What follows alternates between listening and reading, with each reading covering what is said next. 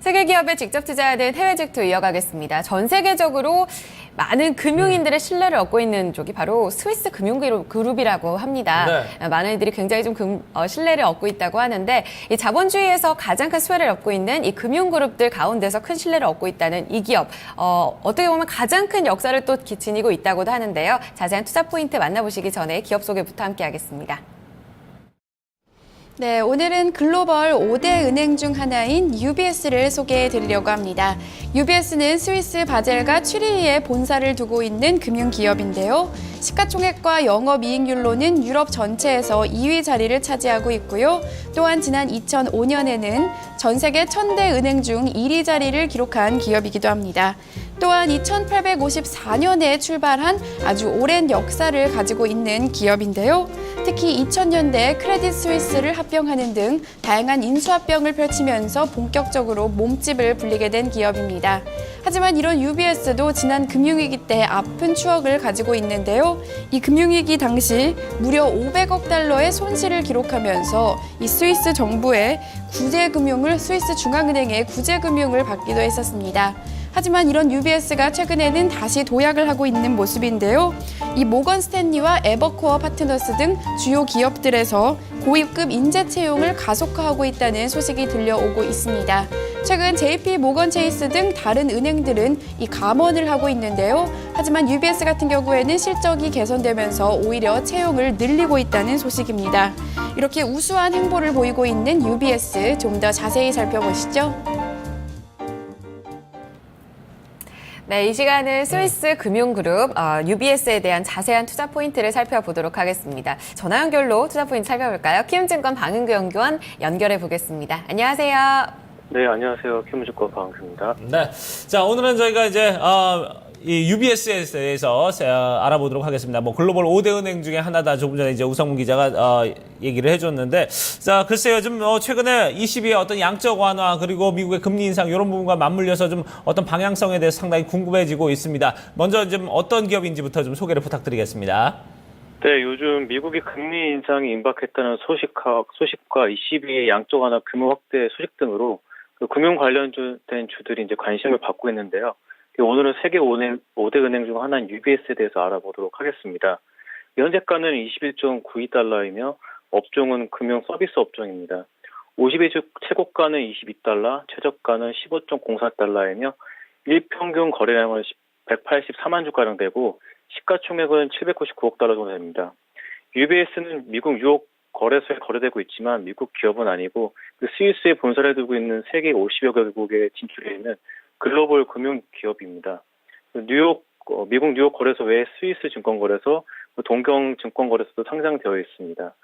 또한 스위스, 미주, 유럽, 아시아 순으로 7만 명에 이르는 직원들이 근무를 하고 있고요. 주요 경쟁 회사로는 뱅크 오브 아메리카, 시티그룹, 골드만삭스, 모건 스탠리 등이 있습니다. UBS는 크게 웰스 매니지먼트와 자산관리, 투자은행 부분으로 사업을 진행을 하고 있고 특히 웰스 매니지먼트의 강점을 가지고 있습니다. 이 기업은 상당히 오랜 역사를 또 지니고 있다고 알려져 있는데 주요 영역과 더불어서 성장 어떻게 해왔는지 그 스토리도 좀 들려주시죠. 네, UBS는 그 역사가 꽤 깊은데요. 1872년 설립된 스위스은행과 1912년 설립된 스위스 연방은행과의 합병으로 생긴 기업입니다. 그 합병 후 이름이 스위스 연방은행으로 정해졌지만 보통 줄여서 약자로 UBS로 불렸고요. UBS는 인수합병을 통해서 계속해서 사업을 확장해 나갔습니다. 최대 라이벌 회사였던 크레딧 스위스를 인수하고 이어 페인웨버로 인수하고 합병하면서 세계 최대 개인 자산 관리 기업이 되었습니다. 2003년 6월부터 UBS 이름은 약자로 사용되지 않고 정식 브랜드 이름으로 정해지게 됐고요. 2006년엔 베이징 증권과 합작사를 만들어서 중국 시장에 진출했고 그 중국 기업의 M&A 규모가 커지면서 이제 중국 내 인수합병팀을 꾸려서 현재 운영하고 있습니다. UBS는 한국에도 진출해 있는데요. 1989년 설립되어 그 한국 시장 최초로 진출한 투자은행이기도 합니다. 2007년에 하나금융그룹과 함께 합작회사 형태로 UBS가 51%, 하나금융그룹이 49%의 지분을 가지고 하나 UBS 자산운용이 설립되어 현재 운영 중에 있습니다. 지금 합작회사 형태로 지금 들어와 있는 그런 기업입니다. 자, 그러면 이제 투자 포인트들 좀 살펴보도록 하겠습니다. 최근에 어떤 주가 수익률 최근 3년 사이에 좀 어떻게 흘러왔는지 이 부분과 최근에 좀 실적들은 또 어떤 실적을 내고 있는지 이런 부분도 같이 좀 짚어주시기 바랍니다.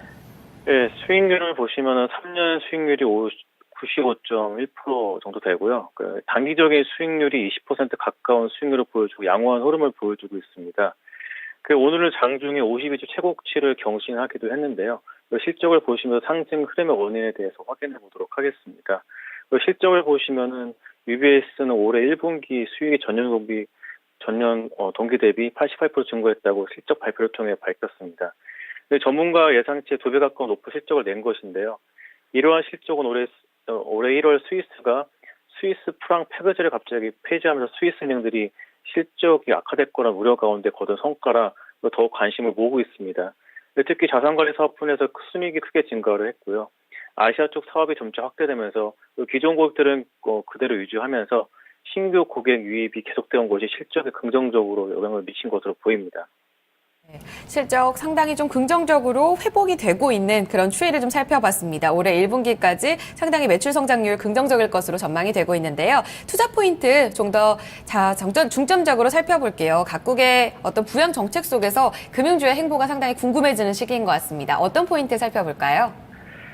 네, 먼저는 현재 정책적인 부분을 살펴봐야 될 것 같습니다. UBS는 유럽 기업이라 이제 미 연준의 정책의 방향성보다 ECB와 유럽의 정책 방향성에 좀 더 민감하게 반응을 하고 있습니다. ECB 드라기 총재는 지난 5월 회의록 공개를 통해서 양쪽 안을 계속 계획대로 밀고 나가겠다는 의지를 보여주었고요. 더 나아가서 여름철에 계절적인 요인을 고려해 규모를 확대할 수도 있다고 언급을 했습니다. 일간에 떠돌던 양적 완화 조기 종료서를 일촉시켜버렸습니다. 또 현재 계획은 올 3월부터 월 600억 유로 규모 양적 완화를 2016년 9월까지 유지한다는 계획입니다. UBS는 지난 5월 20일 ECB가 양적 완화 규모 유지 및 확대 가능성을 언급한 날 4% 가까이 급등하는 모습을 보여주기도 했습니다. 현재 정책의 방향성은 확실히 금융주에게 유리하게 흘러가고 있고요. 이미 많은 전문가들은 ECB 양적 완화 시행 전부터 금융주의 강세를 예상했고 적극적으로 매수 의견들을 내놓기도 했습니다. 실제로 미국의 100만 장자들은 이제 미국 경제 전망을 개선으로 개선 쪽으로 보고 있고 투자사 자산 가운데 금융 세트를 늘리고 IT 부분을 줄이고 있다고 CNBC 설문조사를 통해서 밝혀졌습니다. 투자 규모가 높은 자산가일수록 금융 세터의 선호도가 높은 것으로 나타났고요. 또한 미국의 강력한 경제 회복은 금융주의 전망을 더 한층 밝히고 있는 것으로 보입니다. 이러한 분위기 속에서 UBS는 돈이 되는 시장인 미국 투자은행 사업 확장에 재도전장을 내밀었습니다. UBS는 지난 2008년 미국 금융위기 때 500억 달러의 손실을 기록하면서 스위스 중앙은행의 구제금을 받아 회생을 한 기억도 있습니다.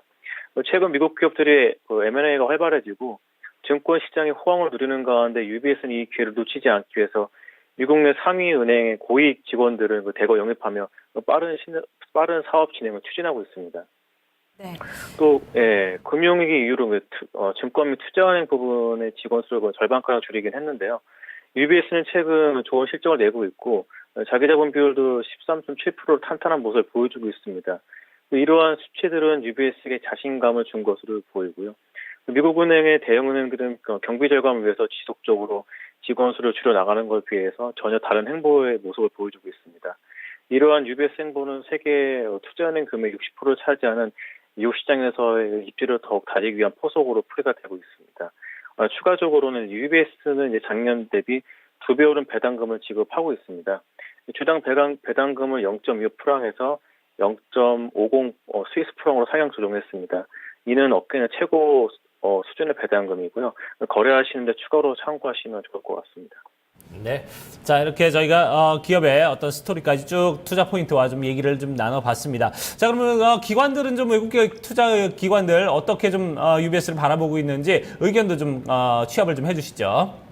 네, 우선은 매수 4건, 보유 14건, 매도 2건으로 매수 의견이 절반 이상 차지하고 있지만 그것도 절반가량은 또 중립적 입장을 보이며 조심스러운 모습을 보여주고 있습니다.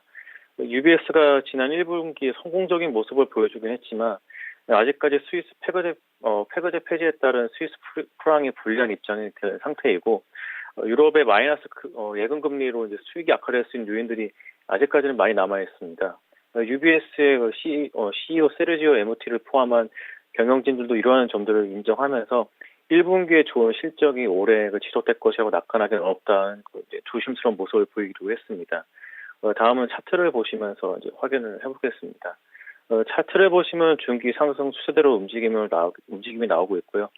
최근 고점 부근에서 매물을 소화하고 있어 탄력적인 움직임이 나오고 있지 않습니다. 하지만 상승할 때 거래량을 보면은 누군가 매집을 하고 있다는 것으로 보이고 상방향으로 움직임이 나올 가능성이 더 높아 보입니다. 이틀 연속 음봉이 나오면서 눌림목 조정을 받았고 추세대 부근이기 때문에 오늘 중요한 보곡정 타이밍이었습니다. 이러한 시점에서 갭 상승의 양봉의 흐름이 나왔다는 것은 상당히 긍정적인 모습이라고 볼 수 있겠습니다. 지속적인 상승 흐름이 나오고 있어 단기적으로 추세대 상단까지 올라갈 것으로 예상이 되고 있습니다. 올해 들어 상당히 또 흐름이 좋았었는데 ECB의 어떤 양적완화 정책 방향과 이 부분이 맞물려 있다. 앞으로도 좀 기대가 되는 부분이 있다는 점 체크를 해주셨습니다. UBS에 대한 자세한 포인트 들어봤는데요. 말씀 여기까지 듣도록 할게요. 키움증권 방은규 연구원과 함께했습니다. 감사합니다, 연구원님. 네, 감사합니다. 네. 자, 이렇게 해서 해외 직투까지 토마토 모닝쇼 저희 2부 순서 이제 마무리 짓도록 하고요. 잠시 후 3부는 또 국내로 눈을 돌려서 얘기를 나눠보도록 하겠습니다. 잠시 후 뵙겠습니다.